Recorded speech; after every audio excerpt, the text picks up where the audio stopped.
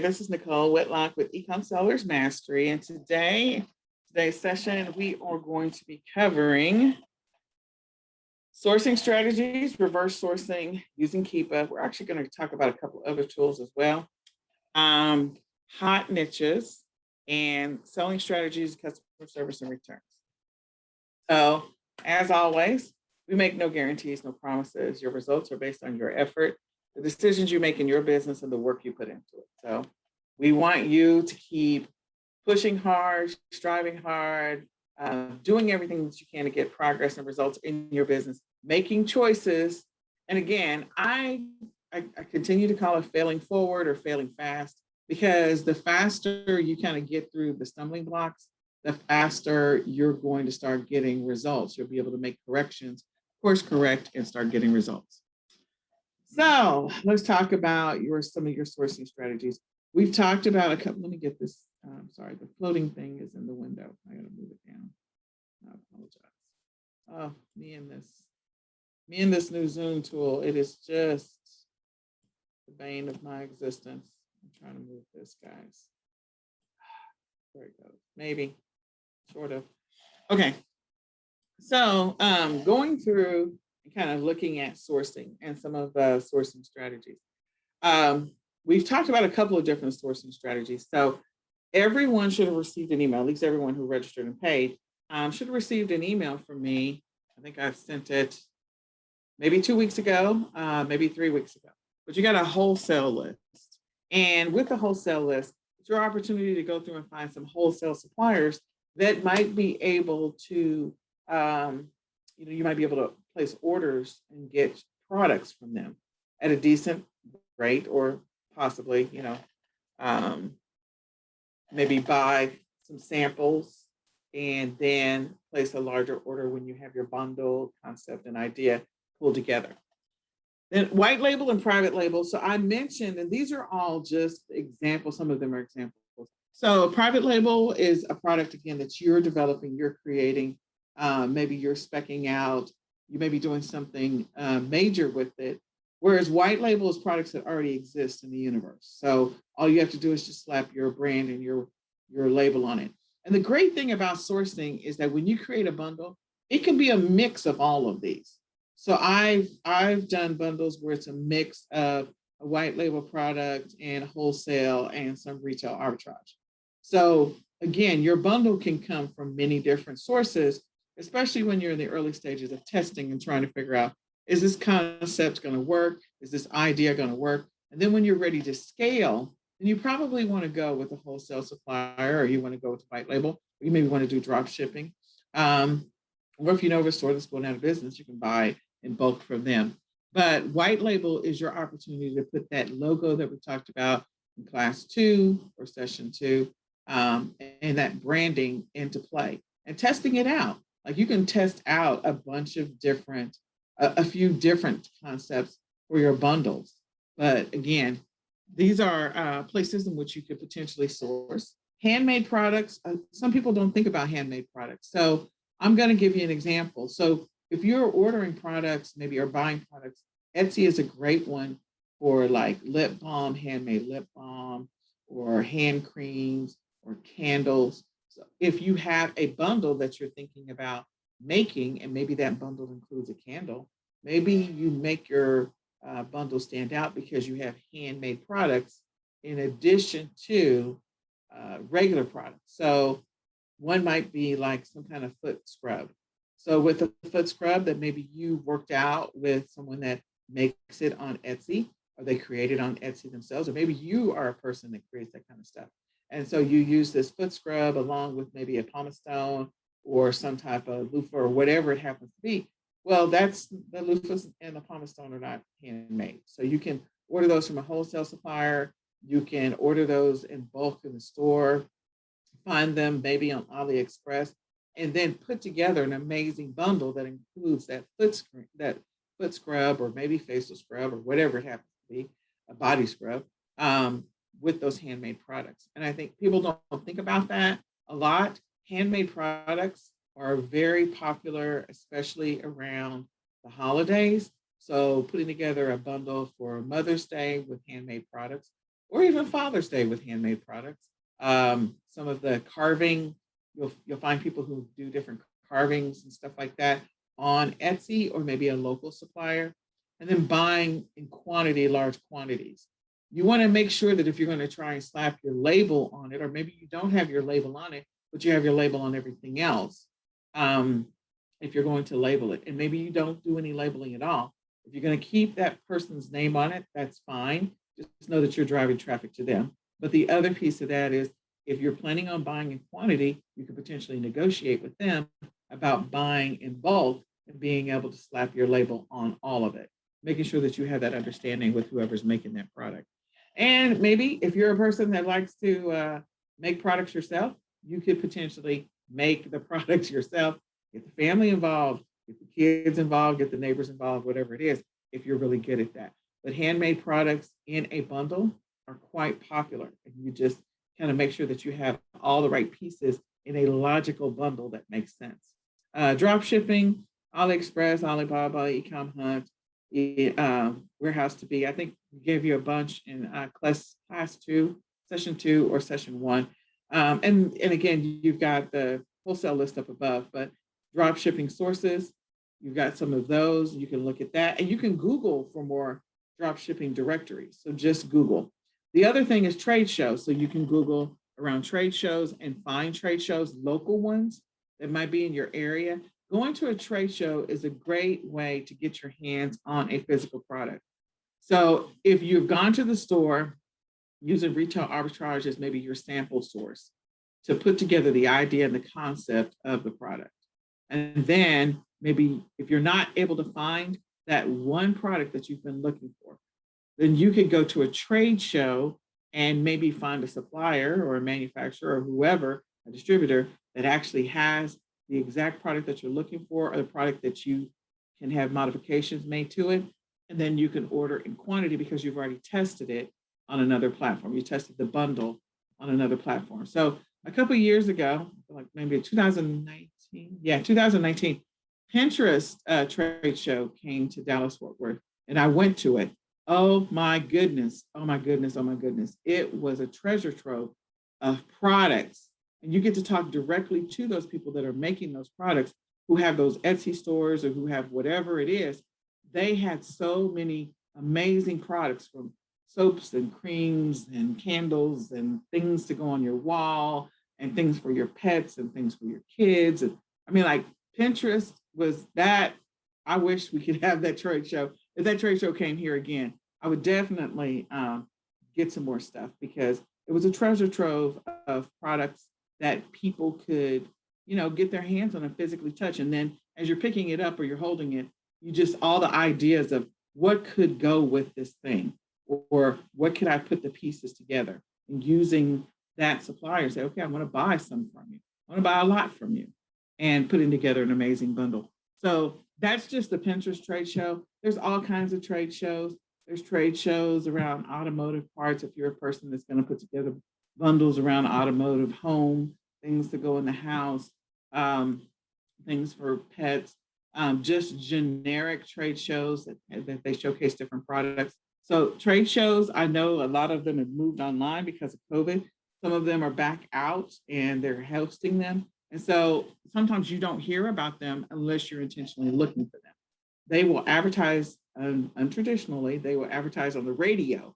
And so if you're listening to the radio, you might hear about a trade show that's coming up in your area. You can also Google trade shows. You can also look on like Eventbrite or Eventful. Look for trade shows that might be coming to your area where you can go in and get some ideas. You can also go to like flea markets, and because some of the people that go to trade shows take their stuff, they have flea market booths at a flea market, or a oh, the word is escaping me.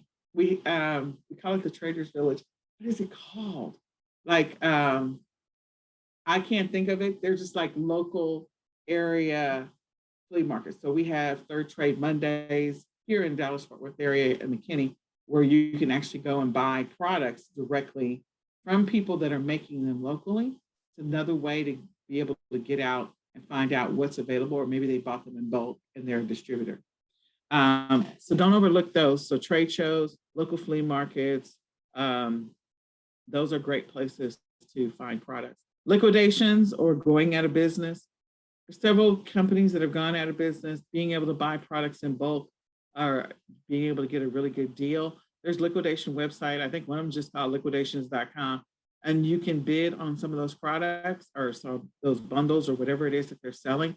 And they'll, you can buy whole pallets. One that I completely forgot is municipality auctions. Auctions and municipality auctions. I actually found some stuff in bulk. You would not believe how much our government dollars are wasted. So I forgot to put auctions on here. But I think that I found like a whole thing of like a pallet of like towels or something like that, where they bought it in bulk for something specific. They weren't able to use it. And so they were just selling them. They've been sitting there like over a year and they were like, well, let's go ahead and sell this. And so this is your government dollars. And I was able to buy, I don't know, it's a few thousand towels. And I was not expecting that. So you'll never know what you might find by going to an auction or looking at the online auctions, especially in the municipalities. There's a lot of businesses right now that are selling office, like a bunch of people have decided they're no longer going to go into the office anymore. So you'll find all kinds of unexpected stuff around office supplies and or office equipment.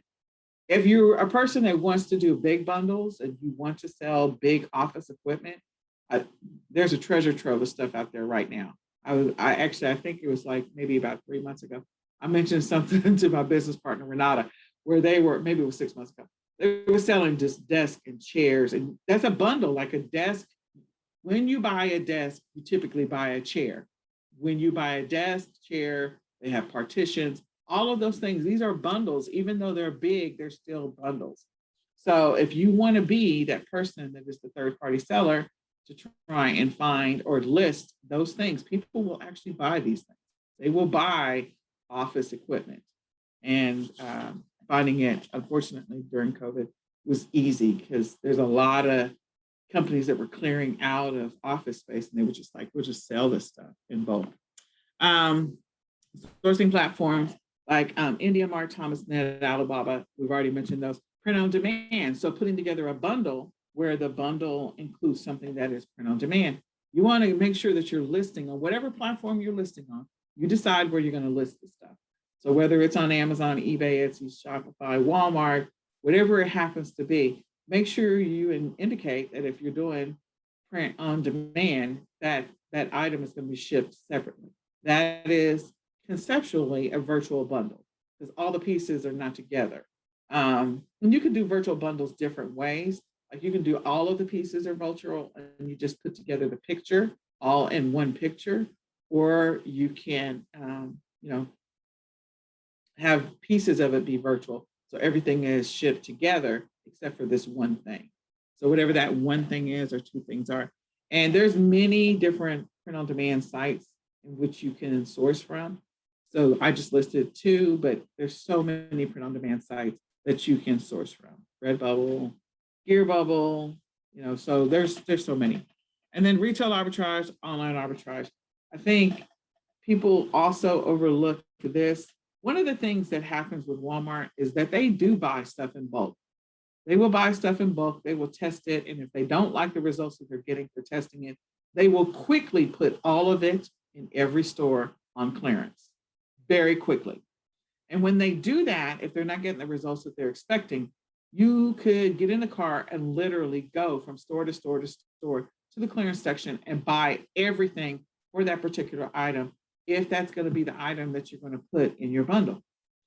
So pay attention to clearance, pay attention to patterns.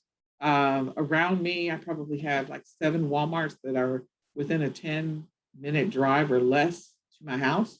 And so I can, if I go from one Walmart, go to the next Walmart, I notice the pattern, go to another Walmart, I'll be like, okay, now I'm going to go get all of them. Because I plan on putting together a bundle, the item that they were selling was being sold standalone. And I have a bundle idea for it that I can put everything together.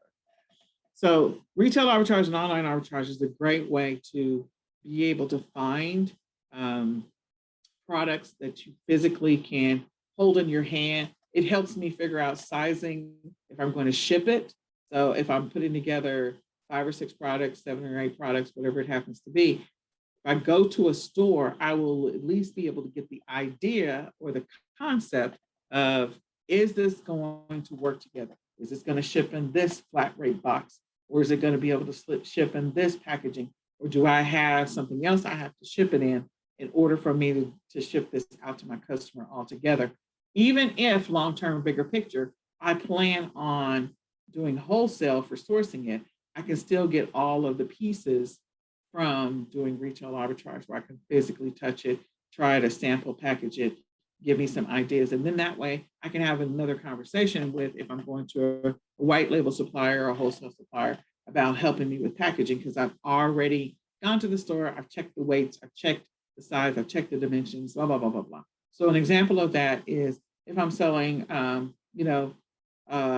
shampoo and conditioner with a detangling brush, which is a thing, and with there's newer detangling brushes, with a detangler brush, with a hair balm of some type. And so all of those things have a certain size and dimension. I can go buy all those pieces, or I could just go to the store and measure them on the shelf, because I am that person, and kind of get the idea of what this might look like and what kind of packaging it might go in. Okay. So there's so many different ways and so many different places in which you can source. The one I forgot to put on here was auctions, because auctions are sometimes a great way to source. It's similar to liquidations and businesses that are going out of business, being able to get inventory in bulk. So check out some of the trade shows. So let me just escape for just a second. I did actually bring up a couple of different things. So I just did a quick Google search for, this is not the one that had the trade show list. I think this one. So this is one of them. And again, you can do a Google search. I just did a random Google search. If you're looking for specific things, just specific things, you can come to, I went to Google and I went to this particular site, and I guess they help with displays. But in any case, trying to find some suppliers for trade shows in my area. Well, this is not where I live. I don't know why I have Switzerland and Italy that comes up.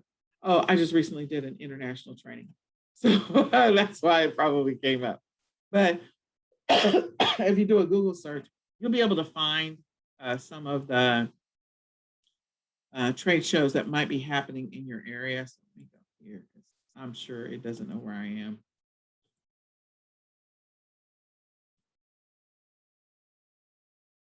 Yeah, my history is showing up. So let's see. And the Dallas Market Center is one of those where there's a boatload of stuff that's happening here in the Dallas-Fort Worth area for trade shows. They always have a great deal of trade shows that come to town. There was evidently a design show. But again, you can look for trade shows. I don't know why China's still coming up. Trade Show Network.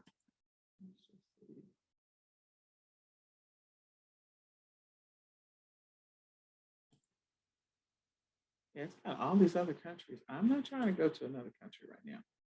So we got Vegas, Chicago, worldwide. Maybe look at the Trade Show Network or subscribe and see if, there we go, events by region.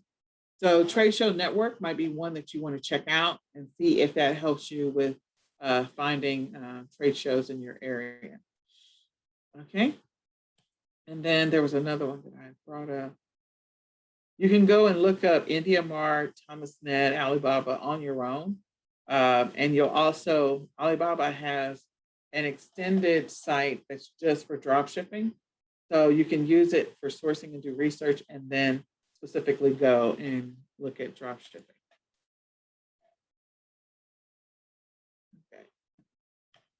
Then the next thing is reverse sourcing. So reverse sourcing is my absolute favorite way to figure out which product is getting the most views, looks, sales, getting the most traction. Finding products that are already moving and adding something to them is a quick way to make bundles. So that is my quick bundle solution. Going out there, looking at Amazon Top 100, looking at Amazon Movers and Shakers, and also thinking about what's coming up. So thinking about the seasons, thinking about what's next. So we are currently going into the summer, I think in about 2 weeks, it'll actually officially be summer per the calendar. But then we'll be going into the fall, and then we'll be going into winter. With that being said, we know that there are some products that are naturally, organically going to automatically be sold, no matter what. Hats and gloves are automatically going to be sold in the wintertime. So when people buy hats, they typically buy gloves, hats, gloves, and scarves. That's an easy, simple bundle. It's going to happen. And you'll find that the sales rank on that around that time of the year is going to be amazing as far as Amazon is concerned.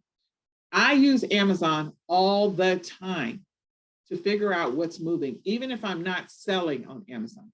If I have no plans whatsoever to sell the item on Amazon, Amazon is a great source to use for product research because they're already giving you the data. They're already giving you the sales rank for the product. And we already know that if the rank is low, the product is moving, the product is selling. If the rank is much higher, depending on the category, then the product may not be moving at that time. But there will be times of the year like hats, gloves, and scarves are not going to sell like crazy in the summertime.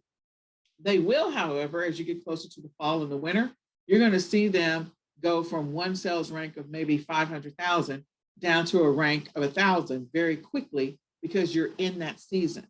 So I try to do some seasonal analysis to figure out what I'm going to sell. And I use Amazon Top 100 to try and figure out what's moving right now. If I'm trying to sell what I would define as a just-in-time bundle, a bundle that I know if I put it together, if I'm fast about it, if I source for it quickly, more than likely it is going to sell within the next 2 to 6 weeks. Something I am trying to move very quickly. That means I got to find all the pieces. I got to take the pictures. I got to get the listing up on whatever platform I'm going to sell it on. And I got to do it very quickly if I'm trying to find products that are moving now.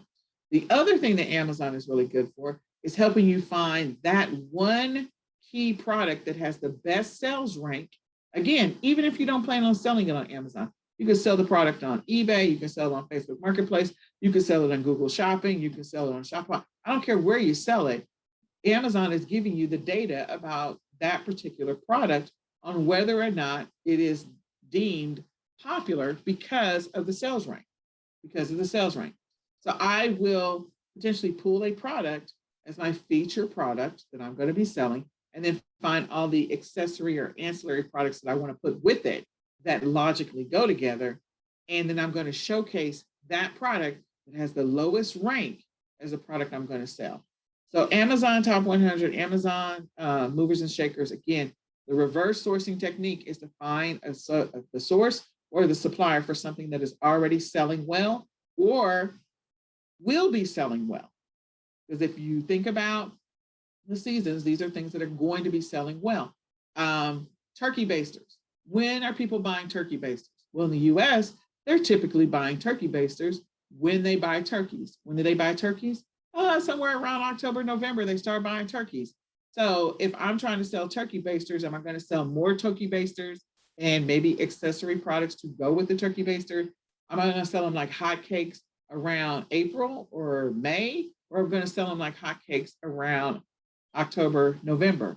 They're going to sell like crazy around October, November. I might sell some in April, May. I may only be the only person on the listing, which is fine because people still like turkey throughout the year, but they really buy it like crazy because, again, when you go into stores, you see turkeys in every grocery store everywhere and all of the things that go with turkeys, the big aluminum pan, the little rack thing underneath, loads of aluminum foil, the little timer, not the timer, the heat sensor to find out whether or not it's fully cooked on the inside. Like all of those products that naturally people are buying together. When they go buy that big giant aluminum pan, they're also buying aluminum foil at the same time. They're also buying, what else are they also buying? So they're buying a bunch of stuff in bundles. And the other thing I want you to think about is when people are buying stuff in bundles, when they're buying them in group logically, because they're not just going into the store to get one thing. What are some of the other things that they buy? People overlook the opportunity to sell food products. So if you know that people are buying turkeys during, October, November, December, what are the seasoning combinations that you could potentially put together that are moving like crazy that you could sell as a bundle? I go over to Amazon and I go look at the Amazon, even in the food category, I go look at the Amazon movers and shakers. I go look at the Amazon top 100. I also use other tools to do some research from the previous year, like Keepa, which we'll talk about in just a second. But I go and I do that research to try and figure out what could I potentially be selling and sell together. If you're in eCom Sellers Academy, I talk about Trader Joe's all the time. There's some amazing seasoning bundles that are on Amazon that are sold from Trader Joe's. That is a small bundle. It's easy to put together. If you have a Trader Joe's in your area, you can literally just go buy a bunch off the shelf, go to another Trader Joe's, buy a bunch more off the shelf, and put them together. And those are quick hit bundles. You can sell 20 of those and be done with it. Okay, I did that bundle. I'll go get another 20 for next month. I'll go get another, or 30 or 50, whatever you want to do, your call. But they're clearly moving on Amazon. So don't overlook when you're thinking about what are the next things that people are potentially going to be buying. Back to school bundles, those are sort of obvious. So putting together the pieces that people are looking for back to school. Christmas stocking bundles, movies are going to start becoming popular again, people going to the movies physically, probably in 2022. I think people are still a little apprehensive this year, but again, you're going to start seeing a lot of that activity happening. What are people buying? People are going to the beach. What are they buying? So I go to Amazon Top 100. I go see, oh, look, there are some shovel and pails. I could put together some stuff around a shovel and pail set. I'm going to go look at Amazon Top 100 in just 1 second and just show you how I do that research. Then research your competitors. So this is not to steal another competitor, but you can gain inspiration from competitors. There might be somebody out there that makes semi-decent bundles.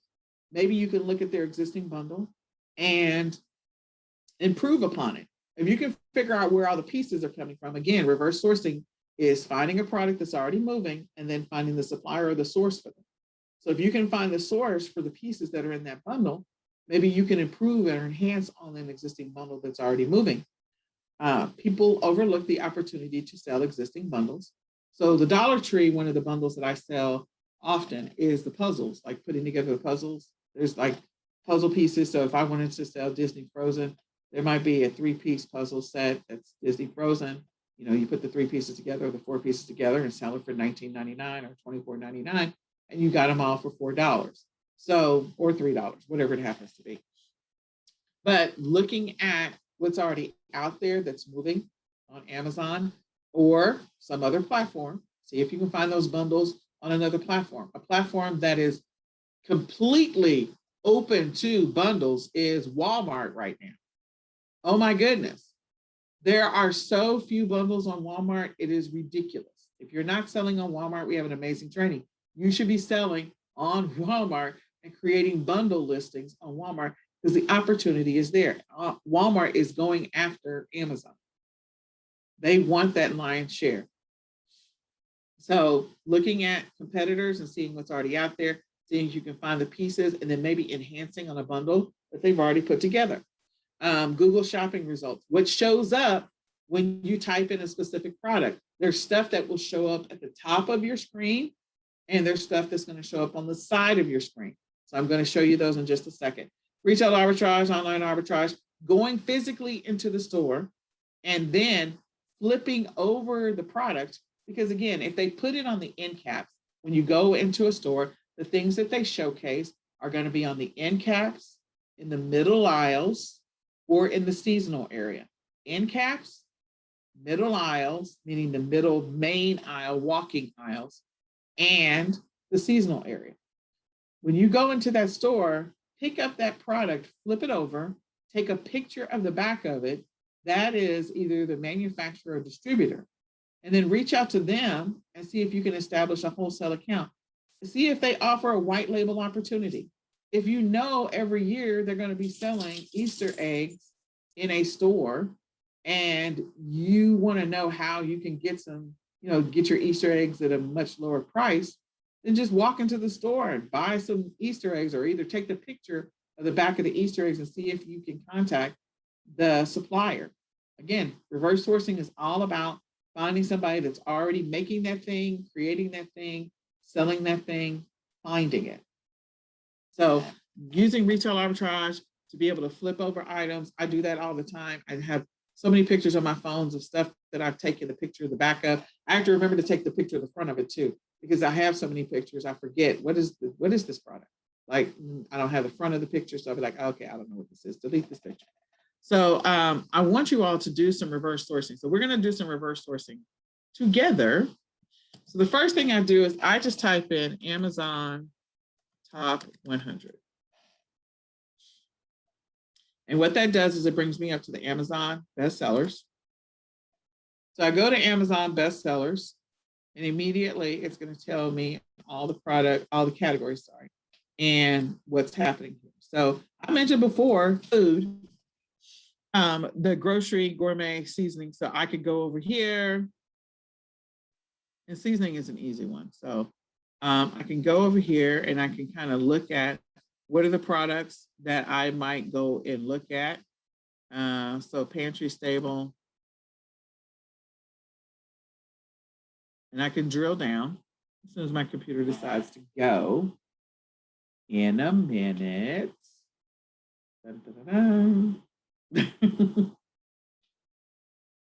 It would freeze. All right, so while we're waiting for Amazon to catch up, or my internet to catch up, are there any questions about some of the stuff I've talked about so far?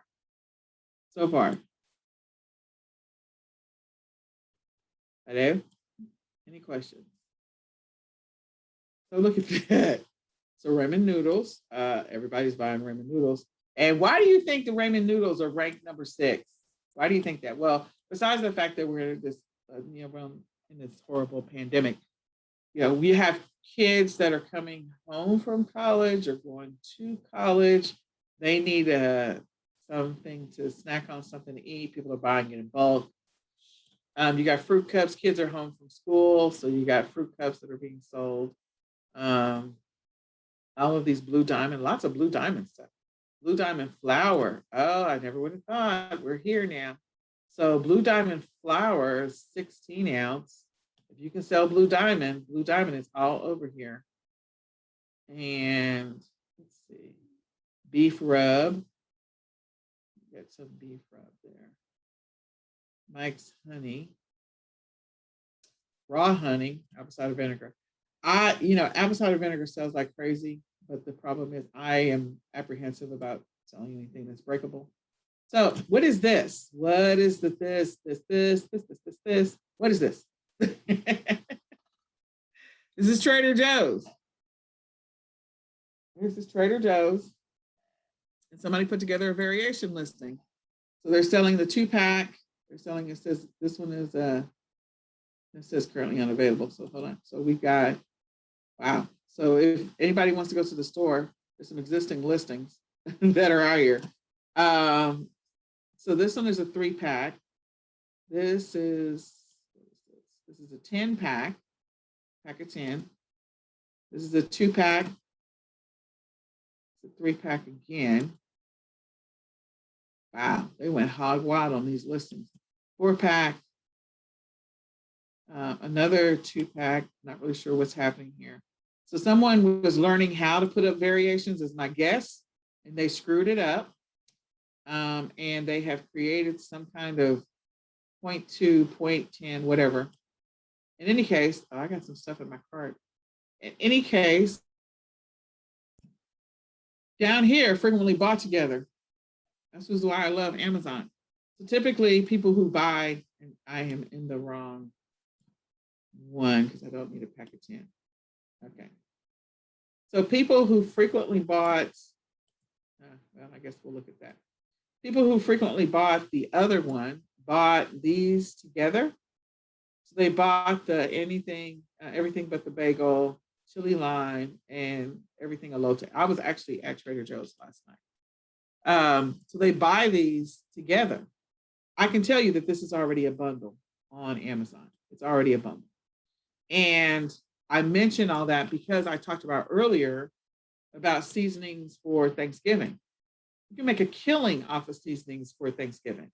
You can make a killing off of seasonings for the 4th of July. All types of barbecue rubs and barbecue sauces. You would not believe, the different kits that you could put together or the different combinations you could put together. And what if you white labeled some barbecue and some barbecue seasoning? Would you not have a boatload of sales every 4th of July or every Labor Day or every Memorial Day? Would you not have a boatload of sales? And what if you added in maybe a grill, put together a completely different bundle that include the grill scrubber and the spatula and the tongs and all of that stuff? What if you put together a second one that you sourced, wholesale supply? Because what is happening every single summer? Every Memorial Day, Labor Day, 4th of July, people are outside, they're barbecuing at home, they're barbecuing at the parks, they're barbecuing while camping. Why would you not look at that opportunity? And then if they're barbecuing, or what they call barbecuing, we don't know. People have their own idea of what barbecuing is. I know what good barbecue is, but anyway. So seasonings and sauces.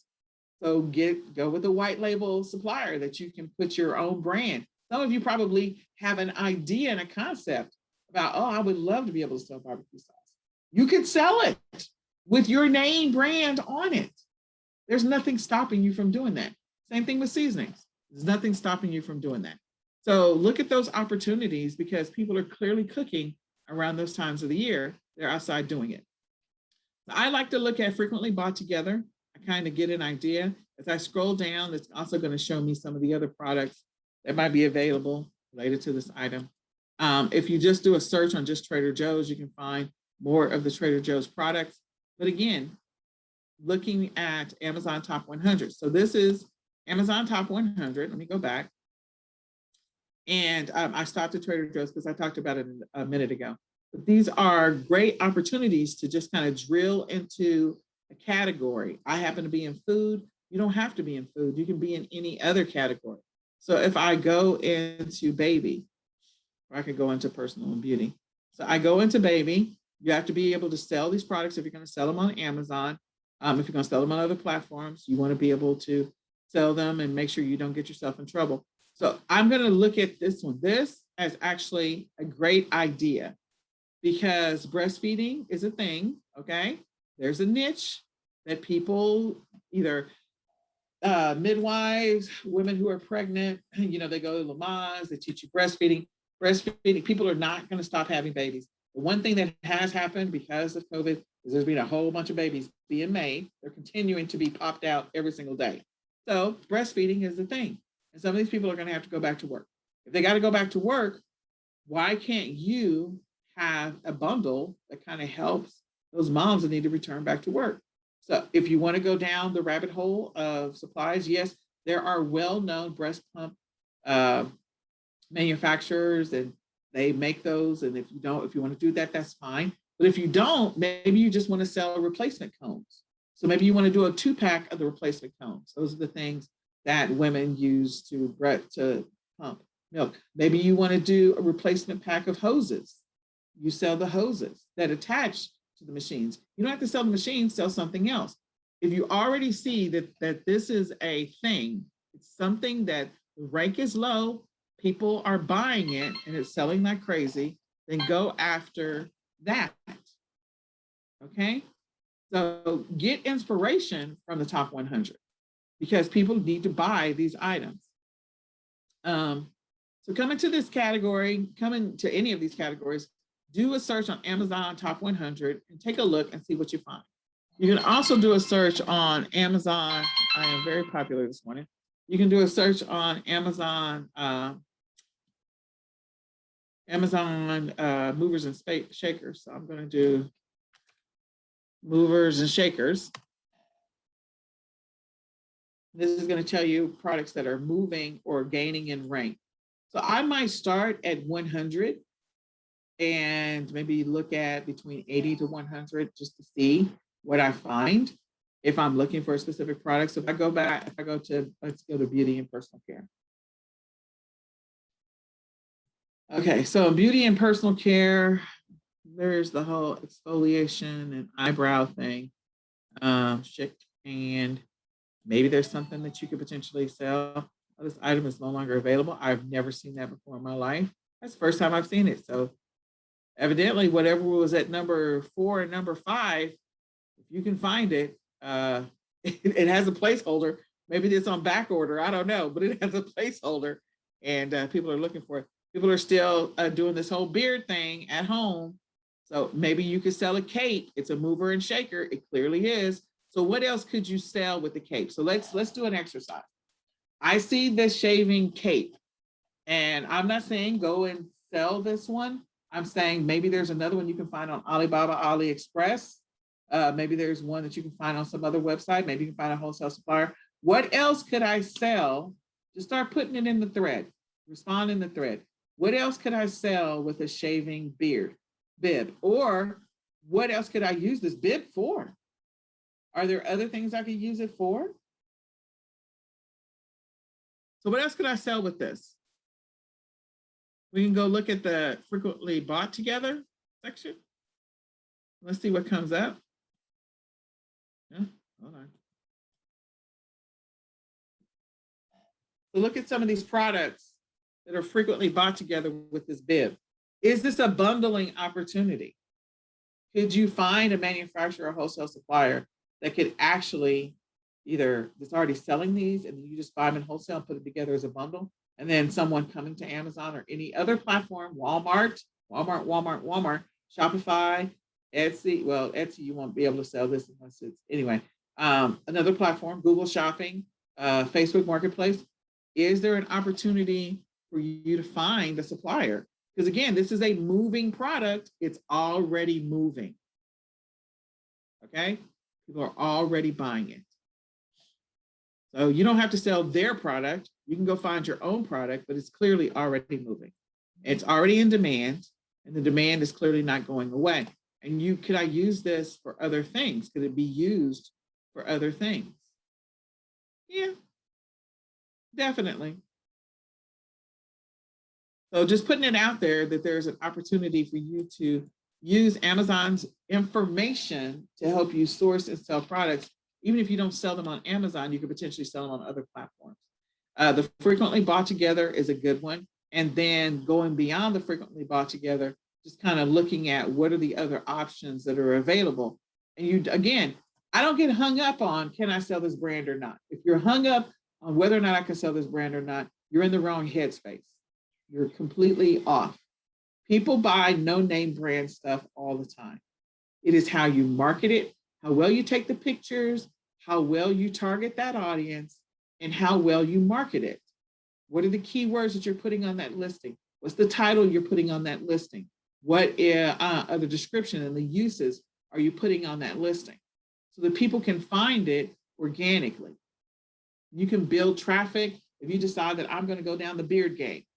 All the things that are related to beard, because if you're a person that has a beard, when we went back and did the niche exercise in class 2, you're already in that niche, so you know that niche. What are some of the pain points and challenges that people have if they have a beard? What are some of the things that they're dealing with? What are some of the solutions that you need? Other people need the same solution you need, so think about that. Okay? So don't limit yourself on, oh, I can't sell that name brand. I'm not stuck on that. I am thinking about people are buying this particular type of product. Can I sell my own? So I'm looking at these Burt's Bees sensitive facial cleansing toilets, cucumber now.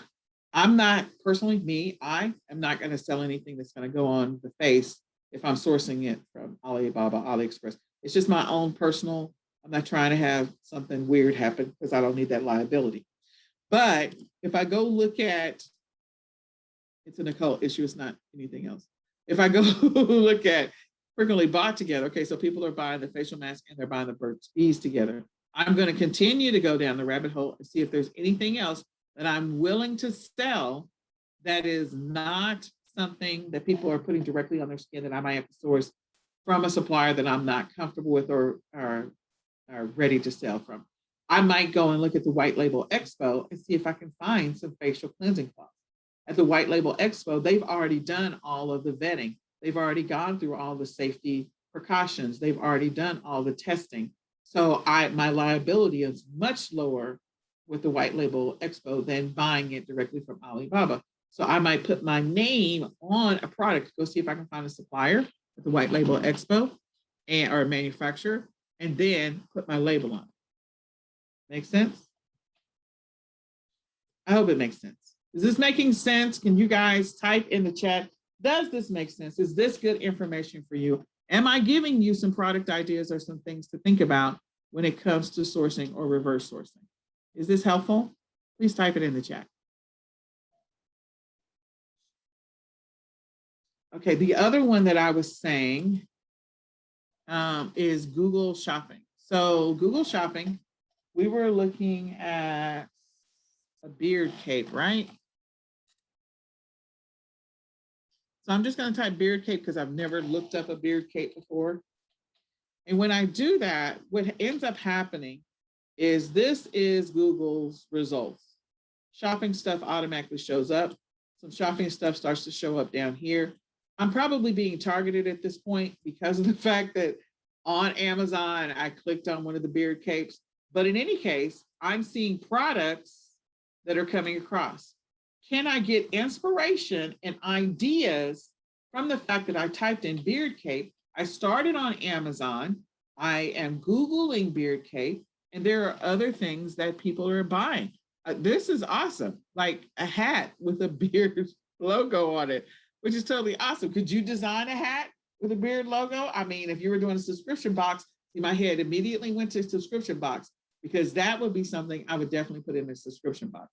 So I might sell the accessories for the beard cape and the stuff to trim their beard. And oh, by the way, because you're part of the subscription, here's your bonus. I'm going to give you a hat with a beard on it. I think that's totally awesome and cool.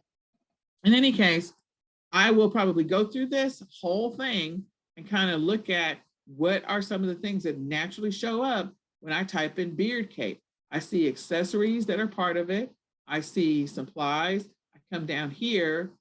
Again, more things, other things are showing up in the images. This is where I was saying, you have to name your images.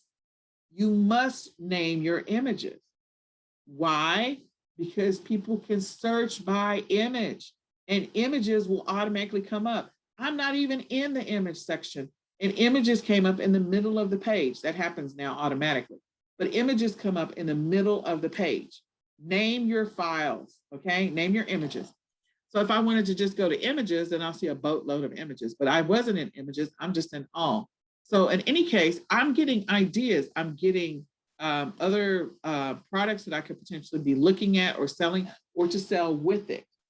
And then I can go find manufacturers or suppliers that can create these products for me, label these products for me, bundle these products for me, sell these products for me. So that's just beard cape. That is just beard cape. The other thing, so let's go ahead and the other thing I said was, so we looked in Google, that was just one, I just did beard cape. I mean, we could go back and we could do Trader Joe's seasonings and you'll find a whole bunch of stuff that comes up. And then you could also, I already mentioned retail arbitrage. So make sure that you go ahead and do retail arbitrage and use that as your source to go into the store, just flip over the back of something, see what's on the label, giving you the opportunity to source that specific or find a supplier or a source for that product. Reverse sourcing has made me a lot of money. Amazon Top 100 has made me a lot of money. Knowing what people are getting ready to buy as you go into the seasons Again, think about what it is you're buying. I happen to live in Texas, so it doesn't really get cold here, but I know that it does get cold up in Canada and up north. People are buying jackets, scarves, gloves, mittens, socks, all that other stuff. So think about what are the bundles I could be putting together. People have to, I don't know, scrape off the ice off of their windshields maybe, or buy, so you don't have to sell the liquid de-icer if you don't want to. You can sell the little scrapers and the squeegee thing and just other things that are going to help people be able to either get into their car or be able to not slide on their porch, cover their windshield. What are those? I call them mats, but they're not mats. They're the window coverings. So that way you just take that off of the top of your car if it snowed that night or if it got ice, and be able to just drive without scraping your car. So tarps are going to sell. So what else are people potentially buying with tarps? People are covering motorcycles, they're covering their boats. So what are some of the other things they need? They need those little clamps that are on the side. So selling the tarp with the little clamps or the little zip ties or whatever it happens to be to hold the tarp down. So they're just not buying the tarp by itself. They need the other pieces that go with it. Think about those types of things. Think about the season. So I want you guys to do an exercise where you just do a brain dump outside of your niche activity that you did in session 2. In this session, I want you to do a brain dump of 5 things, just 5 in each season that people are buying somewhere in the US or in the world. So in the spring, what are 5 things that people are buying? And then when you write down those 5 things, what are 5 things that can go with those 5 things naturally, organically, because they make logical sense to buy them together. 5 things in the spring, fall, winter, summer. Just write down 5 things, okay? The next thing we're going to look at is we're going to look at Keepa. Now, Keepa has changed their prices. I forgot to update this. I think they got up to like $20 and $189, so their price has gone up.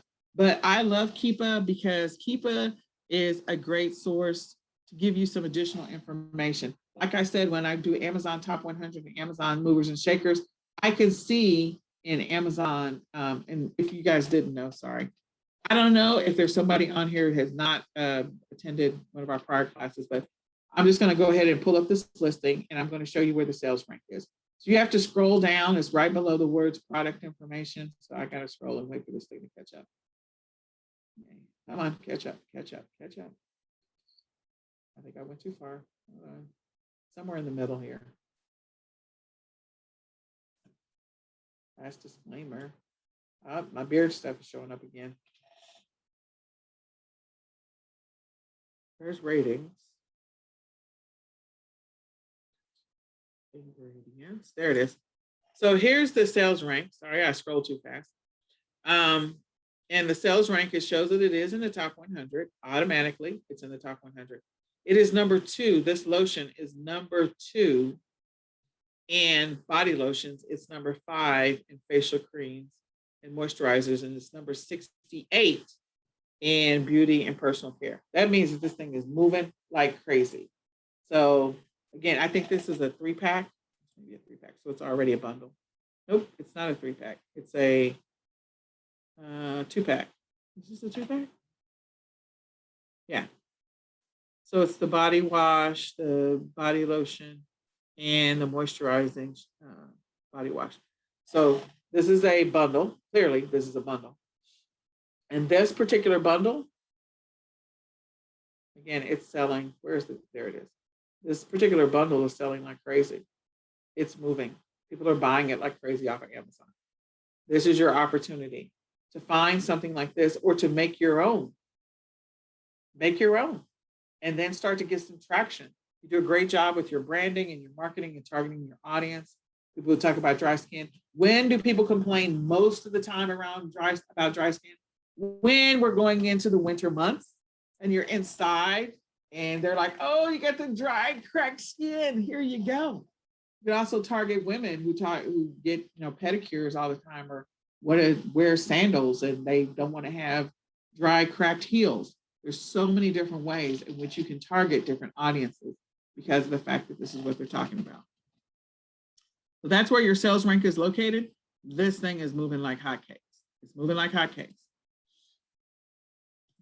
So let's go back over to where we were going. So Keepa is a great tool. It's a Chrome extension. It's a Chrome extension, and then now they have an app that you can download. So I have the year subscription. I buy it for the year, but Keepa is an amazing tool that you can use. You can see the daily usage for a specific product. You can see the sales rank history for a product. You can see the buy box history for a product. You can get eBay information about a product. I think that they're working on something where you can find out the stats on Walmart products as well. So the majority of the information is definitely visible from an Amazon standpoint. It's also visible from an eBay standpoint. And you can see what kind of deals. Keepa is an amazing tool to use. And if you don't have Keepa, I would encourage you to get it. So this is when you go to Keepa, like I said, it's a Chrome extension. I will pull it up here in a second. And you can sign up or get Keepa. You can just go to bit.ly/ESA Keepa right now and get an amazing deal for Keepa. Let me pull up Keepa and show you why you should use it. And I think because I'm in incognito, so Keepa is not going to launch incognito. And what I mean by that is what would happen is Keepa's grid would show up right about here automatically. It would push stuff out the way and it would show up here. You'll see that none of my Chrome extensions are launching because I'm incognito. When I am not incognito, I have a bunch of Chrome extensions up here. So if I go to Amazon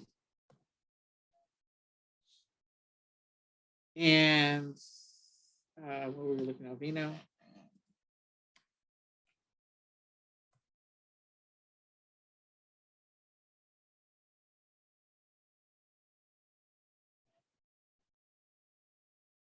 So stuff is starting to launch on my page because of the fact that I have all of these Chrome extensions. I have a lot of Chrome extensions. So just a second, we gotta wait. See, it's still spinning over here. All of this stuff is showing up. I have a lot of Chrome extensions. It's like, just a minute, let me get you some data. All of my Chrome extensions, I gave you all there was a couple of extensions that I sent you in the email. So go back and look for that email. Some of the keywords that are associated with it. Again, if you're trying to sell some products, you need to know that information. So some of these, this one is Alamaze that's launching. I don't know what else is about to launch. This one is Alamaze. This one, I think some of them are quick view. This is track my orders. Okay, so I'm going to click on, I don't know if I'm gonna find the one that I was looking for. It was a combination bundle, but here's the 3-pack, so we'll just choose this one. I don't want a standalone product. I want to find one that is a bundle or a multi-pack. So this is the multi-pack. We have to wait, let it come up, blah, blah, blah. So this is a 3-pack. Some more stuff is about to launch. This is why I do incognito, because I only want to go here when I'm ready to do some deep product research. Let's just see, it starts pushing stuff out the way. Should start showing up right about here. So pull up a graph.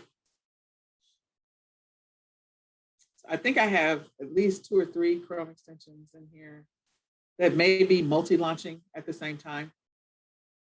So I do apologize for that. Okay, is it done? Done. Okay, so this one is Alamaze. It's giving me some information about this particular listing. This is one of those that I told you guys to install. I also suggested, and that's also going to give me like keywords, so I could click on that. I don't want to launch anything else. We're just not gonna. I got enough stuff launched. I have a couple of extensions. Clearly, I need to log in to track my orders. So then this is Keepa. It's giving me some information about eBay and some Amazon, so I can see, you know, what it's been selling. This is from March. I can change this date view, but based on where we are right now, I can see that it's been selling new for $19.88 on Amazon. Is selling for $19.88. Then there was a dip here where it dropped down 18, and there was another spike back up in there. Dip down. Looks like potentially they were out of stock. I don't remember seeing a blank. So now it's dropped down to $17.97. This is for new, and this is for Amazon. You can also see, third-party seller information, buy box.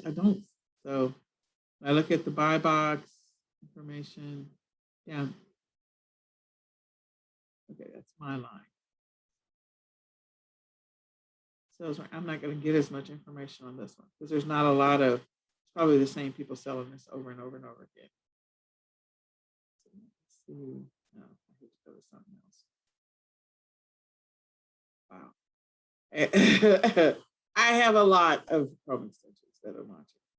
In any case, what I can see here, this is helpful information. If I log into my Keepa account, which I'm not logged in right now, I can get more information about this particular product. I can find out information about the buy boxes. I'm not logged in. I'm in a 3-month range. I can extend it out to longer. I can get more statistical data. I can find out information about who else is on the listing, not who else, but the different prices the third-party sellers have been selling it for. I'm only getting limited information because I'm not logged into anything right now, like literally, because I have so many Chrome extensions. But this, again, Keepa can give you some amazing statistical information about the product. You can go back further and see what's happening with the product and what has happened historically. When did it sell for the higher price? And then that way you can prepare yourself if you're going to throw this item or a related item into your bundle. You can prepare yourself, place an order with your wholesale supplier, all that information. So if I wanted to go ahead and check some of this information, which I'm not going to go back and do that, go back over here. I'll just show you. I think I have a screenshot. I think it's a grainy one. We need to take a new picture of it, I think. So the one thing with Keepa is that you can track your price drops on Amazon. You can watch for daily deals. You can customize the view when you log into it. You can find the lowest and highest prices. You can find out how many times the product is sold, the buy box information. You can see sometimes view how many products the seller has in stock. So this is a grainy picture. We need to update this. So this is a grainy picture of Keepa, where you can see that I can get a bunch of information about this particular product, because in this instance, I'm logged in. But in this is Celia. But in my instance, I'm not logged into my Keepa account. So I should have logged in today so that you can see all the little dot points on the buy box rotation. You can see the little dot points on the price fluctuations. You can see way more information than what I am showing right now because I'm not logged into anything. Keepa is an amazing tool. And again, you can use Keepa in conjunction with the Amazon, using Google and the Amazon Top 100, which is Amazon bestsellers, going into a specific category. So before you go down the rabbit hole, the first thing you got to do is figure out what niche you want to go after. Then after you go after that niche, then drill down, find suppliers for that specific niche product, or find that main product that's moving. Go over to Amazon Top 100, see if you can find maybe the top 5 products that are moving for that specific niche that you want to go into. Then do some research, some reconnaissance on those products by going over to Keepa and looking at what's the data around that. When do the sales peak? When do the sales sort of drop off? When do the number of sellers kind of drop off? So maybe on Amazon, because it's giving you data off of Amazon. And you can use that data somewhere else. Just because it's focused on Amazon, that same information would be valid on eBay, would be valid on Google Shopping, would be valid on Facebook Marketplace. The number, if there's a boatload of sellers, you just have to scale the numbers down. So if the example is 100 sellers were on the listing and it dropped down to 10 starting in November, then you probably have a similar scenario that you would have on Facebook Marketplace, where there would be a few sellers on it, and then you'll drop down to only a handful after November. Again, whatever you see statistically on Amazon, it's happening. The same thing is happening on every other platform, just at a lower scale. Same thing. So that gives you an idea on when you could potentially be the only seller of specific products on a particular platform. If you're the only person that's selling it, You might be the only seller on Facebook Marketplace for that particular product. You might be the only seller on eBay, or you might be a part of a small handful of sellers. I love Keepa. I encourage you to get it. It's going to give you a lot of information. It's going to help you make some decisions about whether or not you should get this product, whether or not it is should be the main product. I'm going to use Amazon Top 100 first to actually go look and see, or sorry, not Top 100, Amazon Sales Rank. And I'm going to pull up every single product that I was thinking about putting in my bundle and see what the sales rank is of each one of them. Whichever one has the lowest sales rank, that's probably my feature product. And then I'm going to put everything else around it. That's my feature product. And I'm going to take the picture that way, so it's the feature product. So another tool that you might take a look at, and this is the Amazon, a Chrome extension, is DS Quick View. I don't think I have DS Quick View installed on this Chrome extension that I'm on right now, but I had it on another one. And at some point, like, they got rid of DS Quick View and they came back, and then it was here and then it was back. So I think they renamed it. So if you don't find it under DS Quick View, let me just see. I know that I have. It's been weird because there are times in which it's there, and then there are times in which it's not. Access this site. Okay. So it's enabled, it's on, show products. Yeah, I already had it. I've already had it. So I may need to just log in. But in any case, it's out there. It's still out there. So if you can get DS Quick View, maybe that's the reason why I have this. Because it would normally, the DS Quick View information would normally show up down here. This is where you would see it, the results.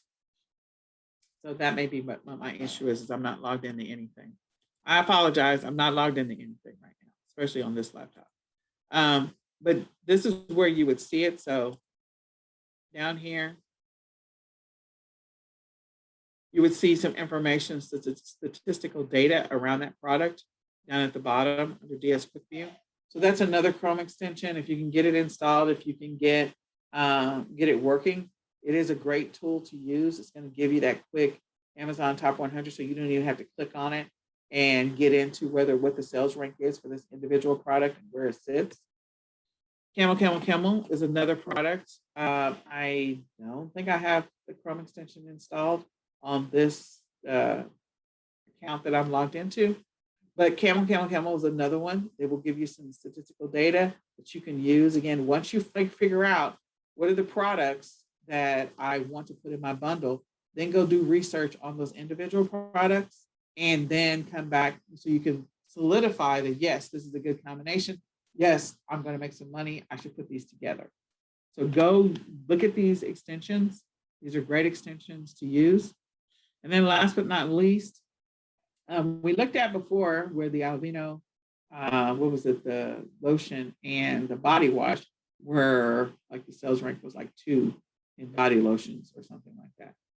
So you could come over to Jungle Scout, log on to Jungle Scout, take a look at their estimator, and you actually don't even have to log in to use the estimator.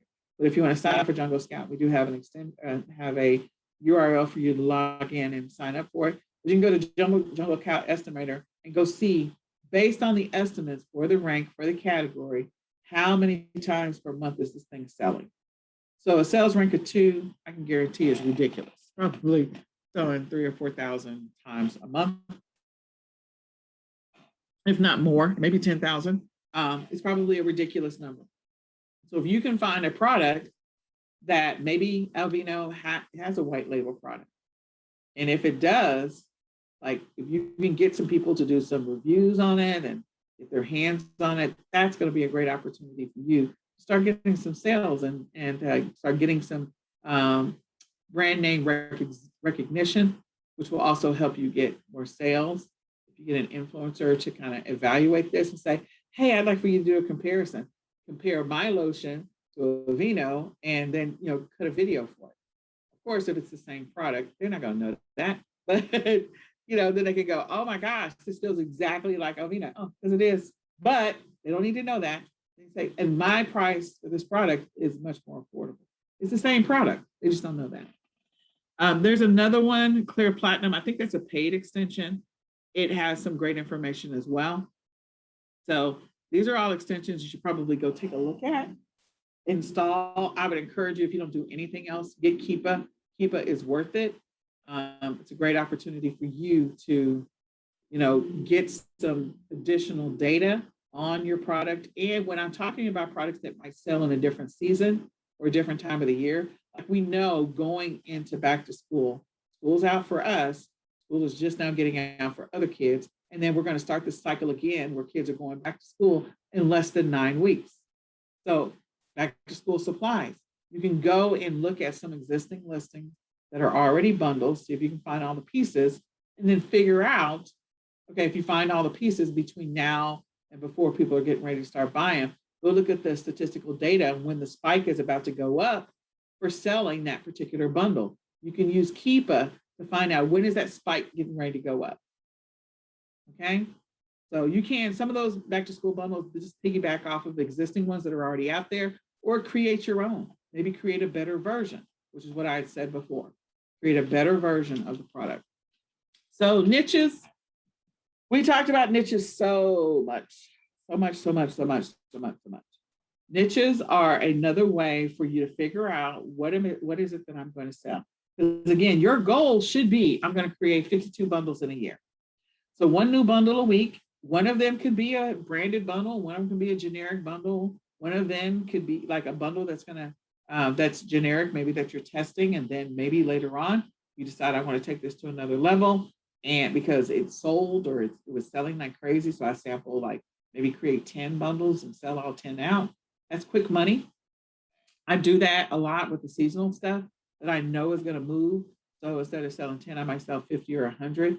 And then when I'm ready to sell something that I consider a steady Eddie, something that's going to sell year round, like the seasonings sell year round. Trader Joe's seasonings sell year round. They just do. So, that's like an underlying, when I look at the layers of income, that's on the lower layer because it's steady income. So it's just an even line. Whereas other bundles that I make are going to be more like the mountains and hills. It's going to go up and down, up and down. This one might sell, this one may not sell. This one might sell, this one may not sell. So it's an up and down. Where something that sells all the time, I know that I can count on the Trader Joe's seasoning. There's some other stuff from Aldi's. I know I can sell it all the time. And so it's like my underlying layer. It's the bottom bread of the sandwich. It's always there. It always sells. I don't have to think about it. It is my steady Eddie. You got to find your steady Eddie. Okay. And if you jump on the Trader Joe's stuff, please don't tank the price. Please do not tank the price. I don't want to talk about you. So niches, there's so many opportunities for niches. I just want you to think beyond what you might be doing right now. I do need you to do that exercise in session 2, where we went through and found 5 things about you, and then we expanded beyond that. I just gave you the exercise of finding 5 things in each season, and then expanding beyond that. And then if you're still stuck, you can go after a specific niche. Maybe some of you know a lot more about animals for special needs kids. And so if you do know about animals for special needs kids, what do they need? What does the child need? What type of like covering do they wear? Because there's actually special covering, special needs kids, special needs adults. There's the difference between service dogs and therapy dogs. Some people know that, some people don't. How are they differentiated? What are some of the things that makes it easy for them to travel or not travel? What are some of those things you could be selling? So for me, I would be selling the things that make it easy for dogs to travel. Like, a collapsible bowl, a folding bowl, packaging for food that they can carry. So would that just apply to a special needs animal? No, like a therapy dog or service dog? No, it would apply to anybody that's traveling with a dog or cat or whatever they're traveling with. If that's the case, I could target the special needs community for the same product that I could target people who just like to travel with their pets. Same community. I mean, same need. They have the same exact need. It's just one of them is targeted with keywords that are focused on animals for individuals with disabilities or special needs. Okay. And so That's one. And then the other one is people who like to travel with their pets. Two completely different keywords, two different sets of keywords, two different types of searches. But these are animals, especially if they're dogs, they still are going to need a water bowl. They're still going to need a food bowl. They're still going to need somebody to pick up some poop, maybe. I don't know. They're still going to need, like, what are the things they're going to need? And so even though they serve different purposes, the need is the same. So you can market two different ways and be able to sell to both audiences. Is there a third audience and a third audience opportunity in there? Sure, probably is. So look at the niches that you maybe already know about. Look at niches that maybe you have an interest in. Maybe you are a person that, I don't know, is really into recycling. Maybe recycling is your jam. So there's a niche for recycling. And what are all the things that you could be offering, selling, talking about, sharing that is related to recycling? Then go find those products that are already moving, find those products that people are already buying, and then go see what other products you can add to that product to be able to satisfy that niche and create an amazing bundle. Does that make sense? Is this helpful? Does that make sense? Is this helpful? I hope so. I hope it's helpful. I hope you guys are getting some value in that. Okay, so the next thing is selling strategies. So I actually have a longer list of selling strategies. I don't know where it is. I can't find it. But I do want to talk about, and we'll probably talk about it next week, is just marketing strategies, because I actually had a longer list of selling strategies I can't find. So the thing that you need to keep in mind is, you don't have to limit yourself to selling the same products over and over again.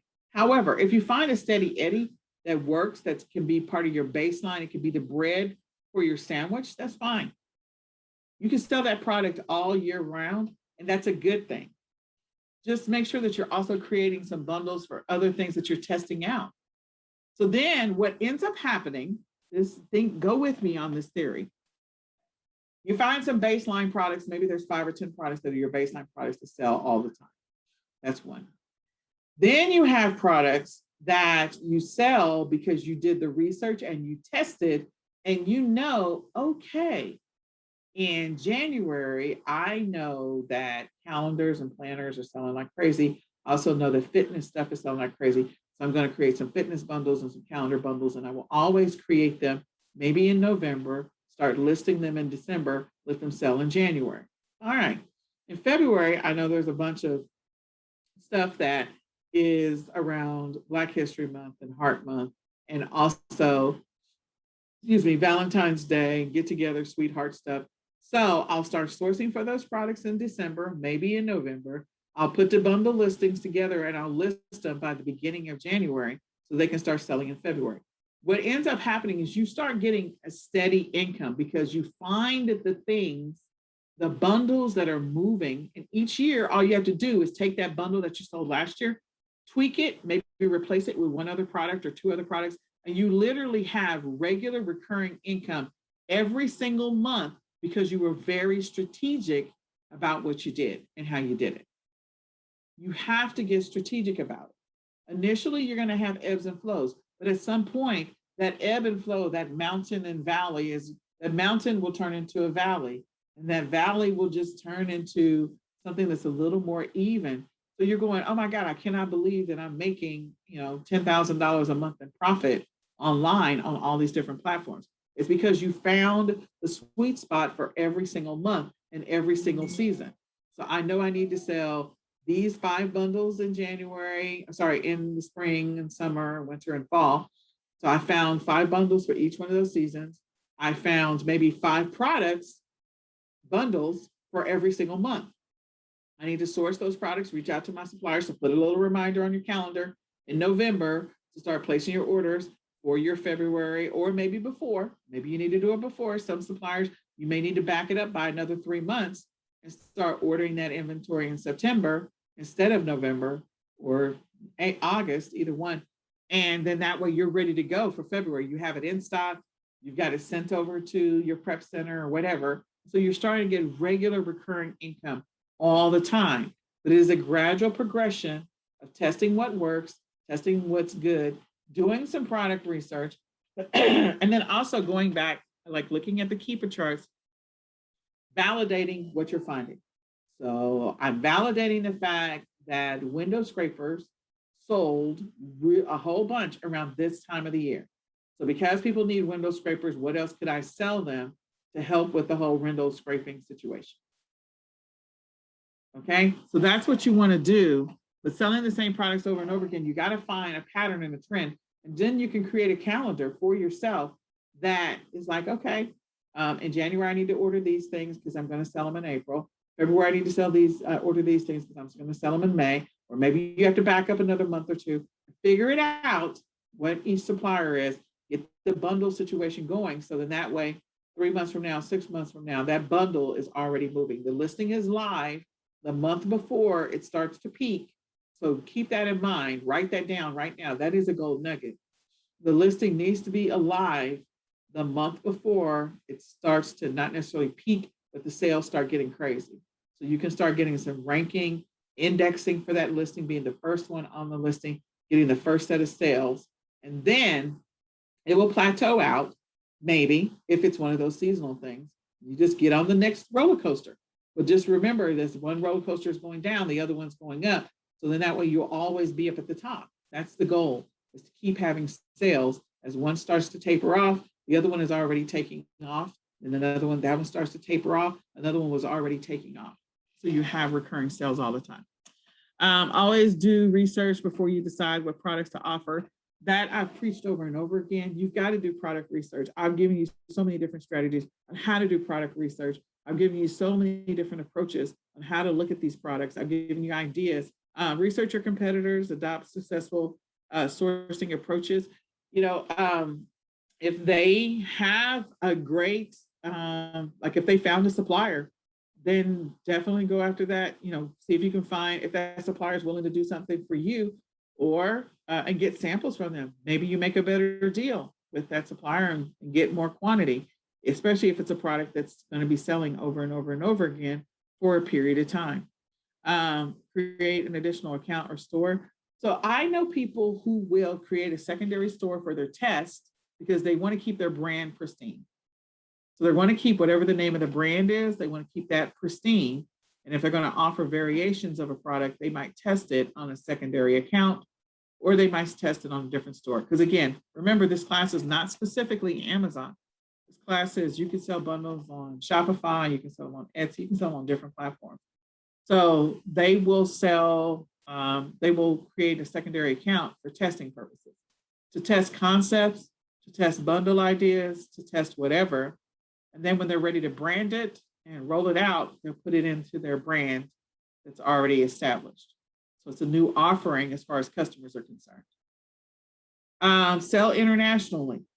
People overlook the opportunity to sell bundles on Canada, sell them to UK, sell them to Australia, sell them to Singapore. Don't limit yourself on where you sell your bundles, on which platforms. If you have the opportunity to sell them on, Amazon, great. Sell them on Amazon Canada, sell them on Amazon Mexico if you can. If you have the opportunity to sell them on, eBay, you can do global shipping with eBay. Shopify, you can indicate where you want to sell them. There are so many people that are, if they're looking for these combinations in the US, they're also looking for combinations in other countries. They are. And you have to know, like, oh, okay, is Mother's Day in the US the same time as Mother's Day in the UK? The answer is no. But if you have a great Mother's Day bundle that sold really well last year, because Mother's Day in the UK is before it is in the US. I think it's in March, and Mother's Day in the US is in May. Then you can put together a bundle, test that bundle, tweak it, and sell it in the UK, and then sell the same bundle, buy enough quantity and sell it on the US platform. So selling international is good. And then developing a new product. If, as you continue to work on niches and you discover, oh my gosh, this is an opportunity. this is a great opportunity, then you need to go ahead and maybe develop your own product, private label. Come up with your own product. And really, at that point, you will be offering an amazing brand to people, an amazing brand, a series of products that you developed yourself, patent them, make sure you patent and trademark. Don't forget that. So that's an opportunity for you to be able to sell those items. So I think, let me just see what I have next. Just a second. There was something else that I wanted to go over. So do you all have any questions about the stuff that I was sharing today? Just figure out which Chrome extension. Okay, so one of them that I gave you all was the AMZ suggestion expander. Definitely look into that one, especially to help you with keyword research. So let me just go across here. I have all kinds of price blank so I can see what price sells on that Skype. DS Quick View, keep how many? You can definitely do how many. Rakuten, trying to figure out what all my extensions are because I don't know. That's a color code. ASIN Inspector Pro. There's some good stuff there. Finding products. Online seller add-on. I don't remember what that is, but clearly that's an extension. I need to go log into some of these. This is search an image. I would suggest that you guys install a Chrome extension to help search images as well. This is clear.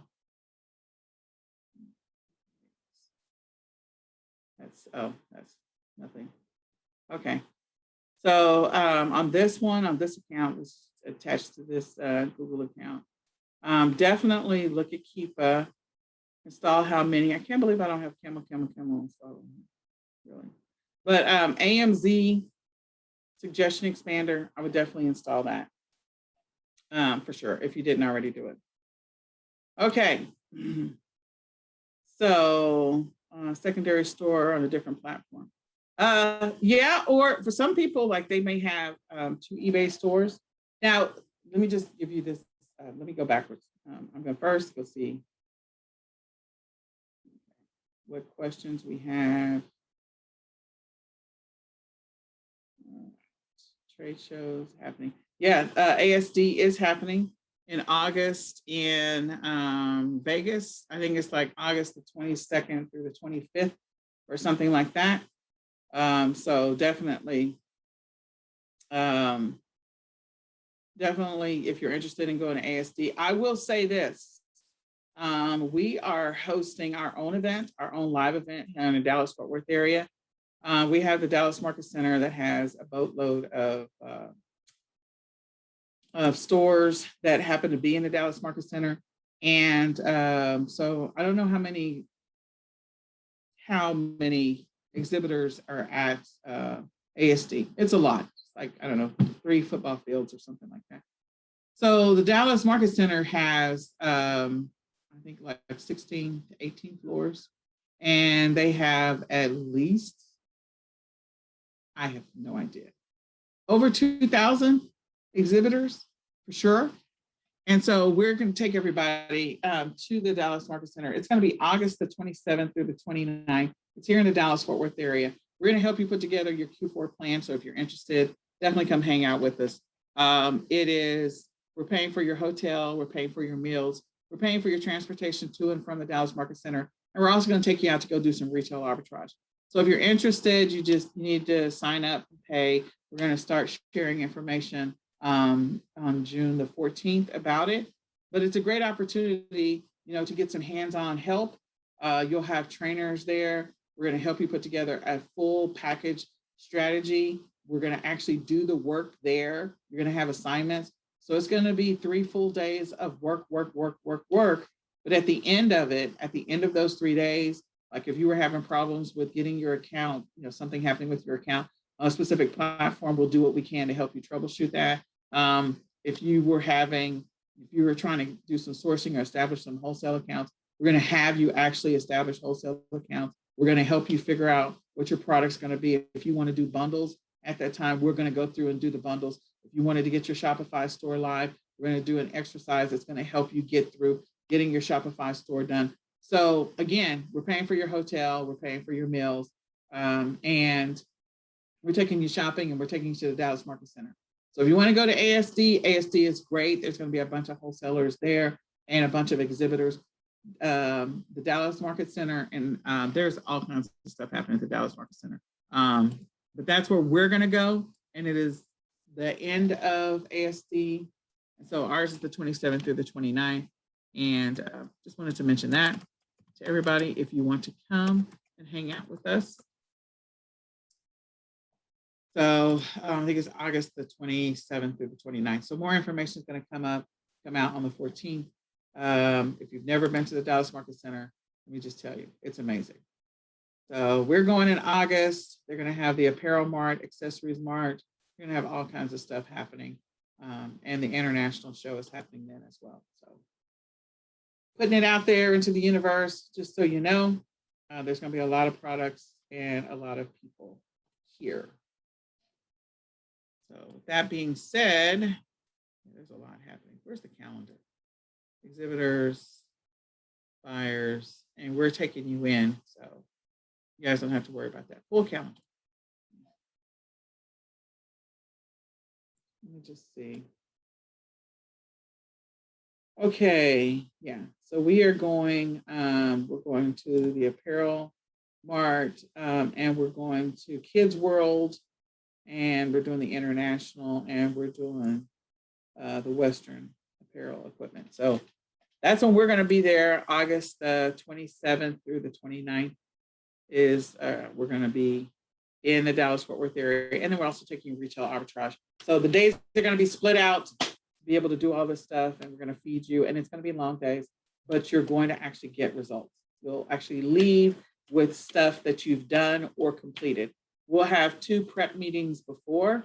So if there's stuff you need to do, we're going to have 2 workshops for everybody who pays. We're going to have 2 workshops before the event, so that way you'll have homework to do. So you come to the event to get your results, and then we'll have 1 workshop after the event is over. So that way, if there's any wrap up, things we need to fix, resolve, or help answer any questions, you're ready to go. Okay, but they are long events. So write it on your calendar. I hope I have those days right. So that's what we have for today's class, today's workshop. It is shorter today. Next week, I don't know what I'm teaching. So let me go. It's sad that I don't know what I'm teaching. So next week, I'll definitely going to pull up those marketing strategies because I want to talk about those. Mastery. So we have class next week. We do not have class on the 19th. Again, I explained before, there's something weird. We set up all of our Zooms, our recurring Zooms, before Zoom did some kind of upgrade or update. So because Zoom did some kind of upgrade or update, we can't stop the notifications for the non-class days. I can't fix that. The only way to fix it is I'd have to cancel it and make everybody re-register for the Zoom. So I don't want to do that. So just make a note that we don't have class on the 19th. There is no class on the 19th. We do have class next week. Next week, we're talking about branding and trademarking. We're talking about diversifying, selling on other platforms, social signals. We're going to talk about promotions, ad campaigns, and marketing, which is where we're going to be talking about selling strategies. Okay, so that is next week. And then the following week, we have no class on the 19th, and then we'll be back on the 26th. And we're going to go through all of this fun stuff, which includes subscription boxes, which is something that is near and dear to my heart. I think long-term, bigger picture, putting together a subscription box, maybe you have 2 or 3. Start with 1, test it, work it for at least 6 to 9 months, and then maybe launch another one. Or just expand on what you're already doing.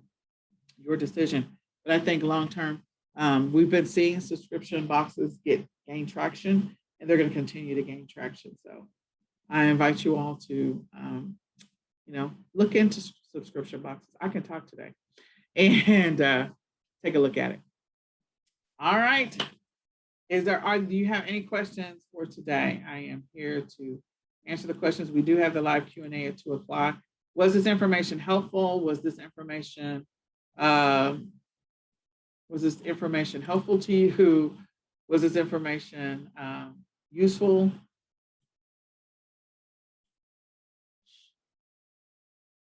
Do you have any questions that I can answer? Are you getting value in this class? Are you guys still awake? Can you still hear me? All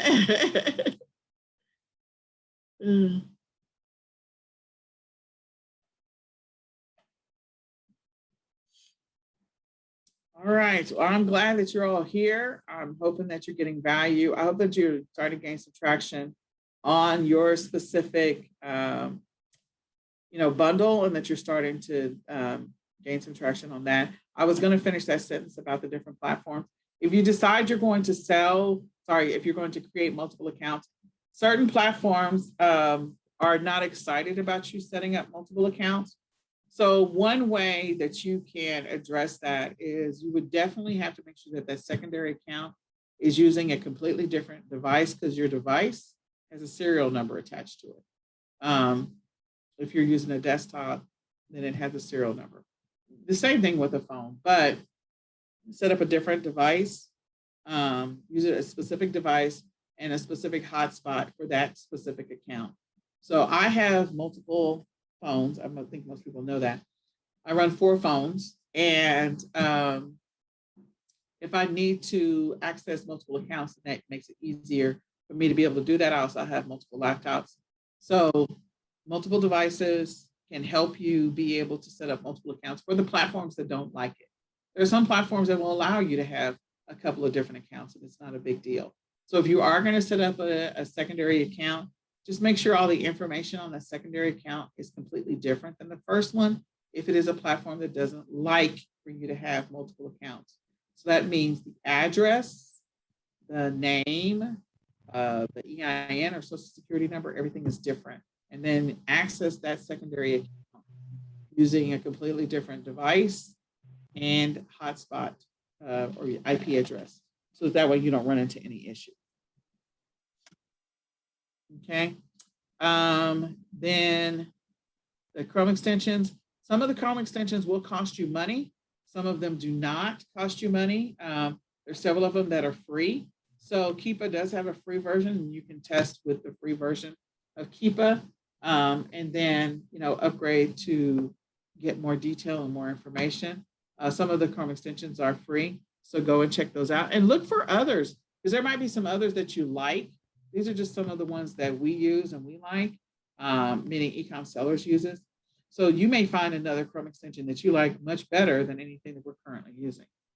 Yes, Nicole, I was going to mention that if they find extensions, even if they're paid, if you type what you're looking for into the Chrome extensions piece, tools, I think it is tools.chrome.com, something like that, then you can usually find a free version of something that is similar to what features you're looking for. You just need to test that out before you pay for something. We like to tell everyone, make sure you're actually making money with something before you spend some money on it.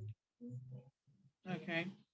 And then asking, have I actually prepared any bundles myself and shipped them from my home? Yes, a boatload. I think there's old pictures. If you go scroll through my Facebook history, you will see us putting together bundles in the living room on the floor with my son. So yes, I have sold a boatload of bundles that I put together. I put together all my bundles at home first anyway. And then after I not all of them, the ones that I'm doing virtual, I don't put them together at home. So if it's an established brand that I'm already aware of and I don't need to do all that, then I don't put it together at home. But, and if I can make the virtual pictures, I will. But the majority of the time, I start off with putting the bundles together myself and just making sure, okay, the packaging is good, all of this. And then when I'm ready to potentially scale, engaging either a white label provider, maybe establishing an account so I can do maybe a print on demand, something that's going to be in the bundle. So yes, I start off with, if you scroll all the way back to like 2015, you'll probably find some pictures of us putting together bundles. And we did a lot of Dory bundles. When did Dory come out? Like I think we did Dory bundles, and we did some other bundles. We did a lot of bundles. I think Shopkins were really hot in 2015. We did a bunch of bundles. We did a lot of coloring book bundles. Like we did some of the basics. We started off doing bundles, a lot of them for the Dollar Tree. So yes, and I still do Dollar Tree bundles because they still make money today. They still make money. I think my son put a TikTok up where we went out to the Dollar Tree and I pointed out some obvious bundles that are easy to put up. So yeah. How do I package them correctly? So it depends. So if I'm putting together a coloring book bundle, there isn't any special packaging I need to really do. If it is, I'm going to put it in the padded envelope and just ship it together because it's easy.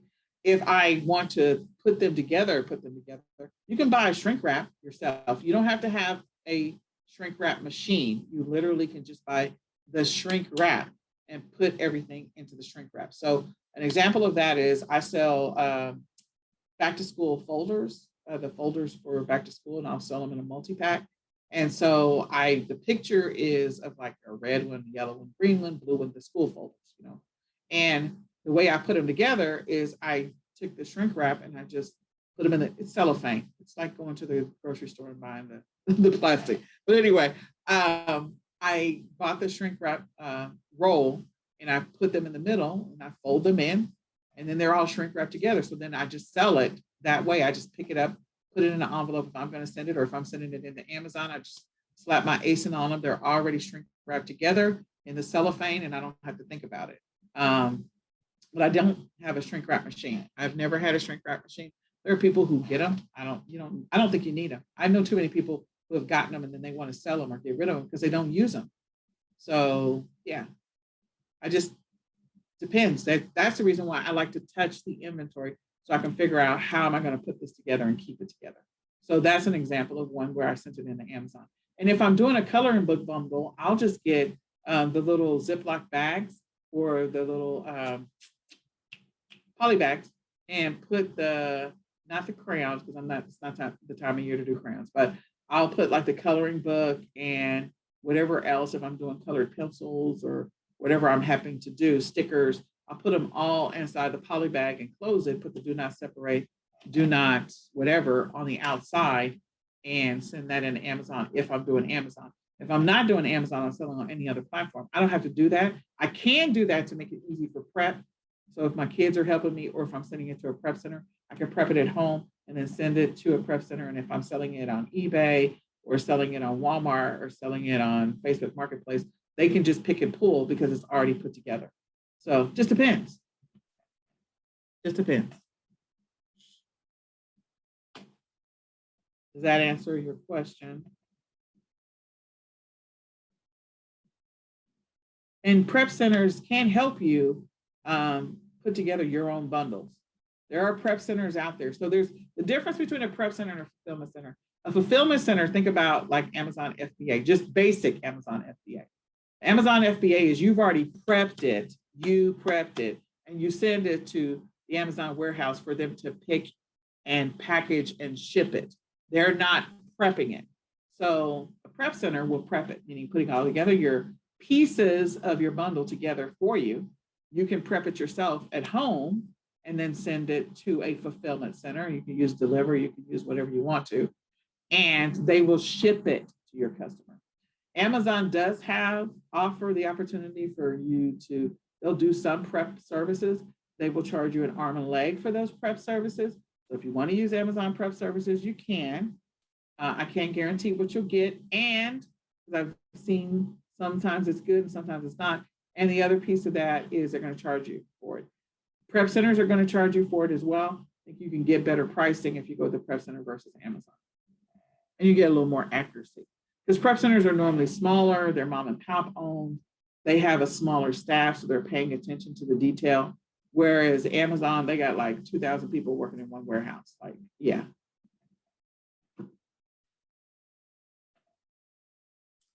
Okay, well, I hope all of this information has been helpful to you. It's been a blessing to you.